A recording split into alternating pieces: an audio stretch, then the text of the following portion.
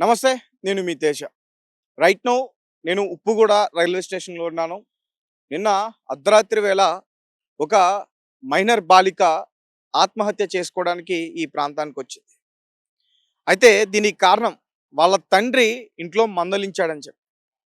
అర్ధరాత్రి వరకు కూడా పడుకోకుండా ఆమె ఫోన్ మాట్లాడుతుంది. ఫోన్ యూజ్ చేస్తుంది. దీంతో ఆ తండ్రి ఆమెని మందలించేందుకు ప్రయత్నించాడు. కాలేజ్‌కెళ్ళాలి. నువ్వు చాలా చిన్న పిల్లవి. ఫోన్ యూజ్ చేయకూడదు. నువ్వు నా మాట విను అంటూ అతను మందలిస్తే ఆమె కోపంతోటి తర్వాత వెంటనే ఇక్కడ ఈ రైల్వే స్టేషన్‌కి వచ్చి ఆత్మహత్య ప్రయత్నం చేసుకుంది.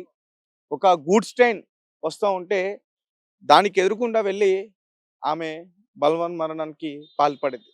ఇదంతా కూడా తండ్రి కళ్ళ ముందే జరిగిందంటూ కూడా చెప్తున్నారు. ఎందుకంటే అప్పటికే ఆమె కోపంతో వచ్చేస్తుంటే తండ్రి కూడా అర్ధరాత్రి వేళ ఏం చేసుకుంటుంది అనే భయంతో అతను కూడా వచ్చాడు. సో అతను వచ్చాడు. ఈలోపు ట్రైన్ వస్తుంది. కానీ జరగాల్సిందంతా కూడా జరిగిపోయింది. ఇక్కడే జరిగింది. మనం పూర్తిగా వివరాలన్నీ కూడా తెలుసుకునేందుకు ప్రయత్నిస్తున్నాం. అలాగే ఇక్కడ కూడా ఇంకొక వ్యక్తి కూడా మరణించాడంటూ కూడా చెప్తున్నారు. అండ్ నేను ఇక్కడ ఉన్న ప్లేస్ చూస్తుంటే చాలా డేంజర్ ప్లేస్లా అనిపిస్తుంది. ట్రైన్ వస్తున్నా కానీ చాలామంది ట్రాక్ దాటేందుకు ప్రయత్నిస్తున్నారు. మనం వెనకాల క్లియర్గా చూడొచ్చు. ఏదైతే గూడ్స్ ట్రైన్ వెళ్తుందో ఎగ్జాక్ట్గా అక్కడే ఒక బాలిక మరణించిన పరిస్థితి. పోలీసులు వెంటనే సమాచారాన్ని తెలియచేశారు జిఆర్పి పోలీస్ డిపార్ట్మెంట్కి.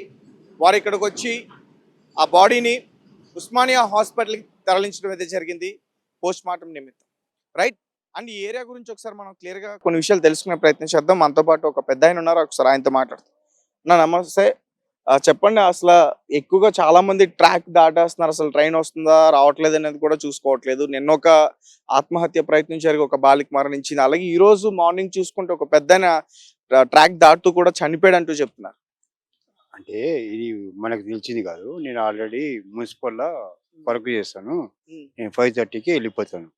ఈ చనిపోయింది, దాటింది అన్న సంగతి మాకు తెలవదు.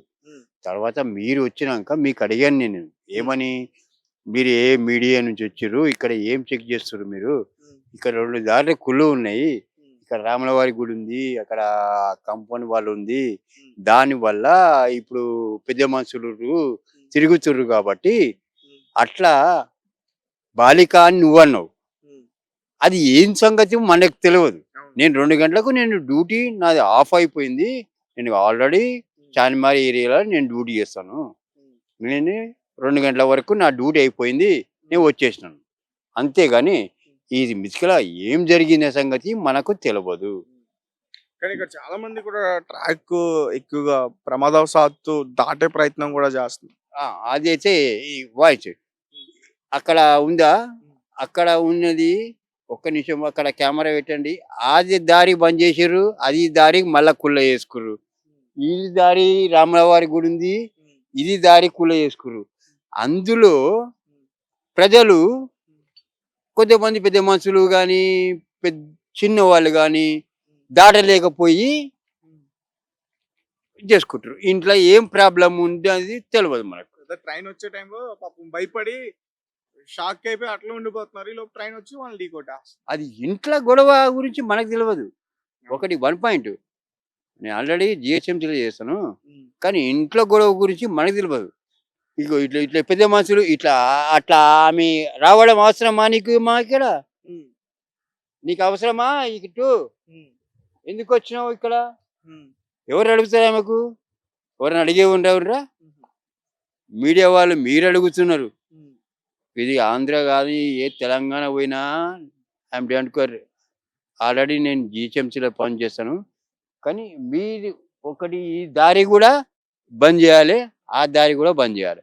ఇది 2 బంద్ చేస్తే క్లోన్ ఇన్ని కోట్లు ఖర్చు పెట్టి మన ప్రైమ్ మినిస్టర్ ఇన్ని కోట్లు ఖర్చు పెట్టి చేస్తున్నా కానీ దారిలో కుళ్ళ వర్గంలో ప్రాణాలు పోతున్నాయి. ఇప్పుడు నాకు తెలియదు. మీరు చెప్పిందాక ఒక అమ్మాయి చనిపోయింది, ఒక అబ్బాయి చనిపోయిండు, ఒక పెద్ద మనిషి చనిపోయిండు అన్న సంగతి నాకే తెలియదు. మీరంటేనే కదా నేను విన్నది. ఎందుకంటే నాకు నేను ఆడ బైక్ పెట్టుకొని నేను ఇక్కడ వచ్చిన. మీరు ఎందుకు ఇక్కడ ఏం వీడియో తీస్తున్నారు కాబట్టి నేను వచ్చిన. నేను ఆల్రెడీ డిపార్ట్మెంటే. I'm don't worry.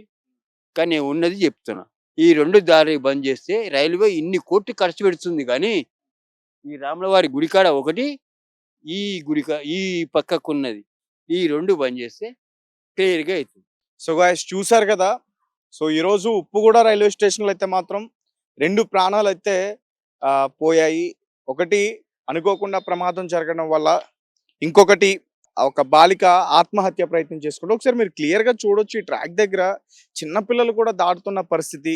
కానీ ఎవరు కూడా పట్టించుకోవట్లేదు. చూడండి, తల్లి చూస్తే ఏమో ఫోన్ మాట్లాడుతుంది. ఆ పిల్లేమో ముందు నడుచుకుంటూ వస్తా ఉంది. అసలు ఏంటి ఈ పరిస్థితి? ఇక్కడ ఆ పాప ముందు నడుచుకుంటూ వెళ్తుంటే ఆమె వెనకాల ఫోన్ మాట్లాడుకుంటూ వస్తుంది. ఇంకా వాళ్ళకి ఏం చెప్పలేం. ఫోన్‌లో పడిపోయారు. ఆ ఫోన్ వల్లే ఒక ఇన్సిడెంట్ కూడా ఇక్కడ జరిగింది. ఆ ఫోన్ వల్లే. ఆ ఫోన్ నువ్వు వాడొద్దు, యూజ్ చేయొద్దు అని చెప్తున్నందుకు ఆ బాలిక వాళ్ళ నాన్నతో గొడవ పడి, లేదు నేను ఎట్లయినా సరే ఫోన్ యూజ్ చేస్తా అంటూ కూడా గొడవ పడి ఇంట్లో నుంచి బయటకు వచ్చేసి, తర్వాత ఎదురుగా వస్తున్న ఆ ట్రైన్‌కి ఆమె వెళ్ళి నిలబడి ప్రాణాలు పోగొట్టుకుంది. ఇదంతా కూడా తండ్రి కళ్ళ ముందే జరిగింది. అతని పేరు శ్రీనివాస్. ఆ బాలిక కూడా ఇంటర్ సెకండ్ ఇయర్ చదువుతుందంట. ఏం చెప్తా, ఇంకేం చెప్పలేం దీని గురించి. సో ఎంతో కష్టపడి చదివించుకుంటున్న ఆమె చనిపోవడంతో వాళ్ళ ఫ్యామిలీ మొత్తం కూడా చాలా బాధలో ఉన్నారు.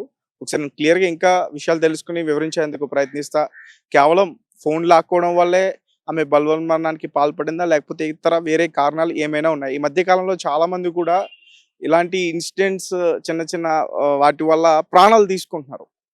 సో ఈమె జీవితంలో కూడా అలాంటిదే జరిగిందా? లేకపోతే ఇంకేమైనా జరిగిందా అనే దాని గురించి కూడా నేను వివరించే ప్రయత్నం చేస్తా.